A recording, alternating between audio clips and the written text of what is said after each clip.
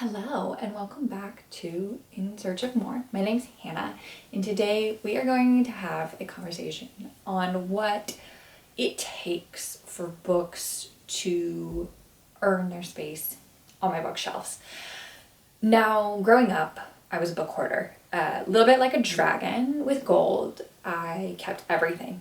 I was the queen of finding a discounted book. I loved a discounted book deal and I just piled them up in my bedroom and eventually realized that that's not necessarily healthy. You can't have too much of a good thing, and as a result I have systematically over the last 10 to 12 years really pared down the books that I keep. The most significant portion of that reducing of my stockpile has really come in the last 5 years. So when I moved from my parents' house to my apartment, I took with me about 3 bookshelves worth of books plus a vintage library cart that was completely overrun with books for the most part. Since then, over the 4 years-ish that I've lived in my apartment, I have gotten to the place where I could probably consolidate all of my books onto one singular bookshelf and my library cart, with the exception of my cookbooks, but right now they all live together.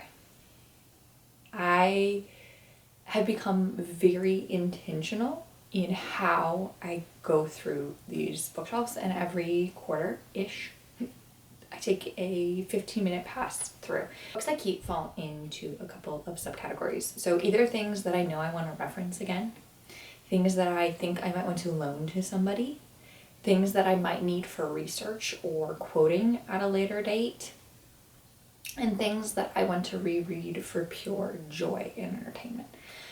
As well as I always have a stock of books that I've picked up really cheap that I do want to read for the first time. Otherwise, I have stopped buying as many new books. Very rarely do I pre-order anymore. It's usually for authors that I really value and find deep interest in the book, because it's expensive. Pre-ordering a book is, $20 to $35, and that's a lot of money to spend on books when you can get them in the used market for about half or less. And also, I don't want to be constantly consuming. I use the library to consume a lot of my media, especially things that I don't think I'm going to reread. So most of my fiction I read on my phone or in library books. So on my phone I have Hoopla, which is a library e-reading platform. Basically, you can check out 5 books a month. I read a lot of fiction on that. I will insert screenshots of some of the books that I've read. I love Hoopla. It is super straightforward to use. They have audio and e-reader books. I tend to only do the e-reader. I'm not somebody who's huge on audiobooks just because my pace of reading is a little bit faster typically than an audiobook will be. But I grew up listening to audiobooks.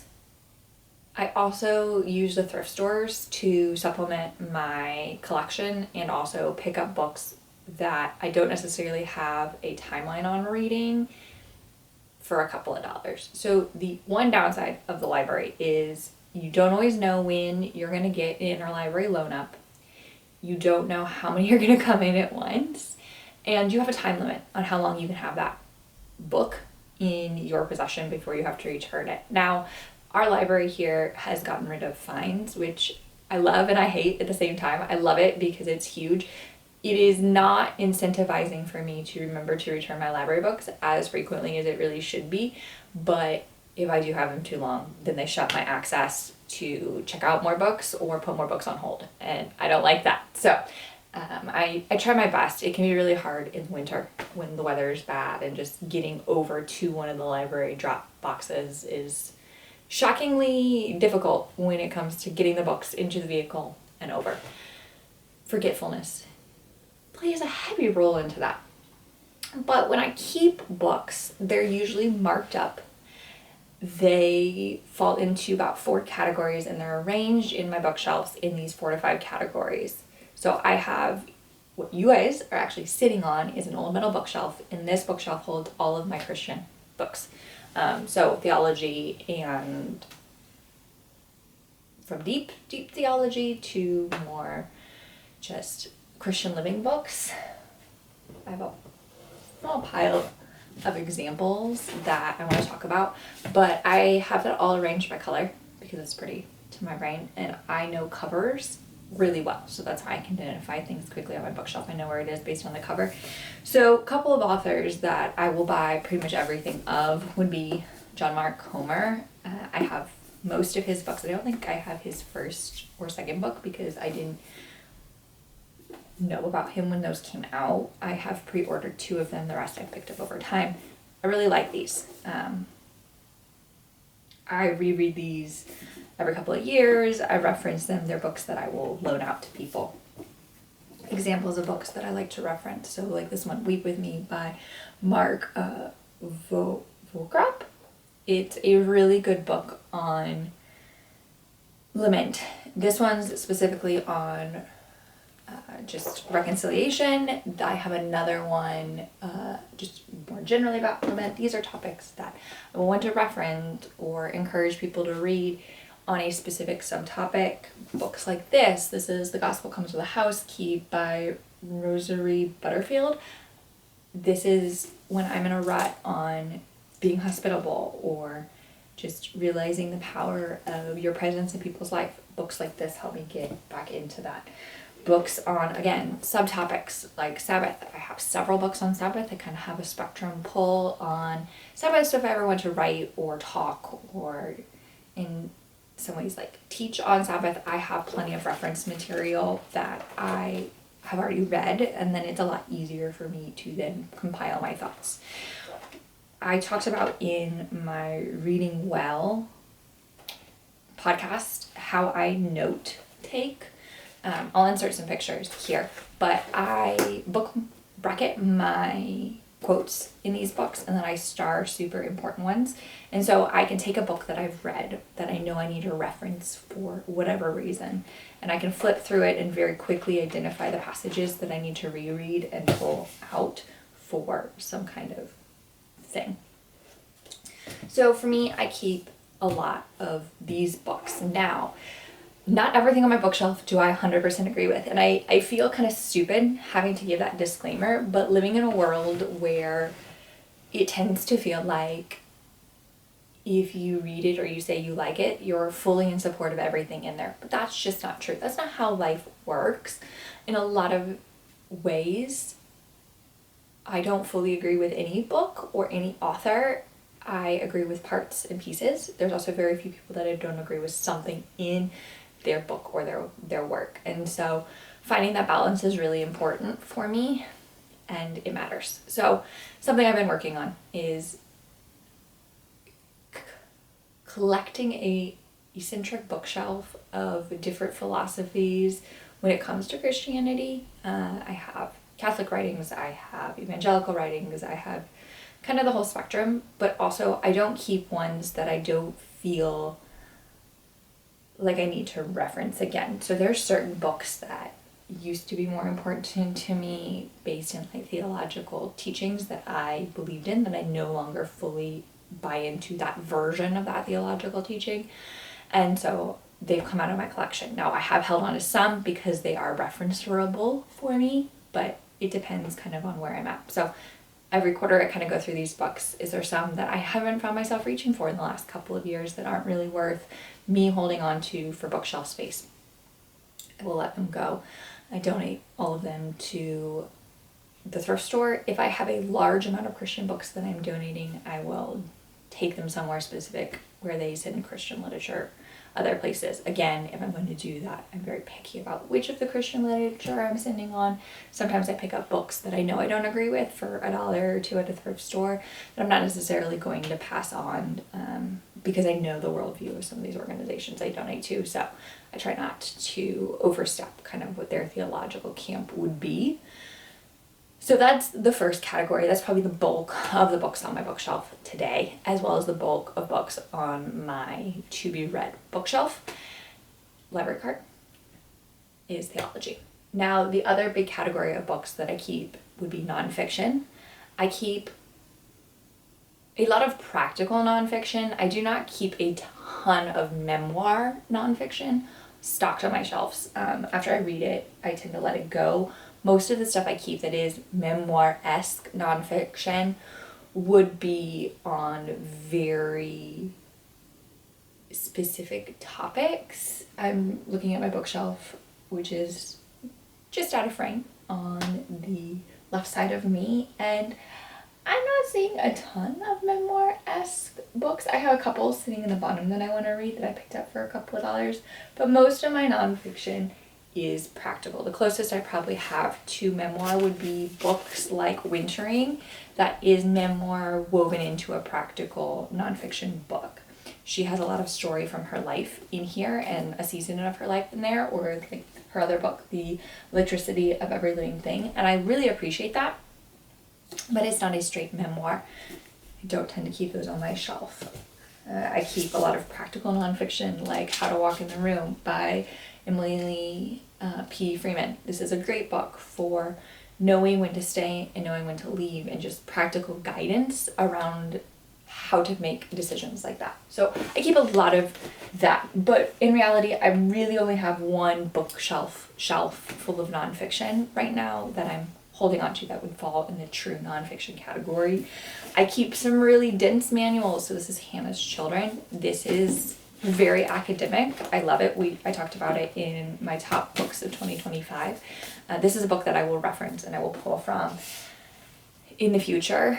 Something I want to start doing is kind of more philosophy or general theme discussions on like what is the opinions on multiple children, or when I talk with friends, having spots where I can reference out. But I want to do more thorough book reviews or subject reviews. That's something that I used to do and I really enjoyed, and I haven't done in a long time. So that's kind of my nonfiction. I keep that pretty small. I do have, like I said, a revolving shelf of things I picked up really cheap that I'll read and redonate. For me, spending the $3 to basically rent a book is 100% worth it for me to take the pressure of a library waiting period or a library checkout period off my back. Now, the next category of books is technically nonfiction, but for me, they are their own shelf because they are a subset that I do a lot of research and thinking on. I have two of those categories coming up, but the first one is homesteading and gardening books. These are books that I find the need or a value in having more physical copies and references for them, because these are things that I reread and also things that I want to be able to reference if for some reason eventually we live on a farm and I don't have internet access. But by reading and rereading these, the knowledge just seeps in deeper into my brain. A lot of these books I started by getting at the library and deciding if I wanted, or I've heard people speak on podcasts and or watched their videos or their stuff enough to know that I really appreciate the book. So like my favorite YouTuber, Jessica Sowards, has 2 books. I own both of them. They are super convenient to have. They're beautiful. This one's on gardening and this one's on homesteading. And for me, I like having these reference copies on my bookshelves. I have Florette Farms, just one of her books so far. I cannot wait for her seed saving book to come out. I believe it's supposed to come out in spring of 27. It should be up for pre-order this year. That's, again, definitely a book I will pre-order because I love this book. And I've gotten so much value out of this book on cut flower gardening. Okay, I read that 3 or 4 times from the library before I purchased it, because even used, it was a $30+ book. This is a book I pre-ordered. This is a big manual. This is called The Beekeeper's Apothecary. It's an herbalism book. It's gorgeous. These are books that I will reference and I will use. That is why I own them. That is why I keep them on my shelf.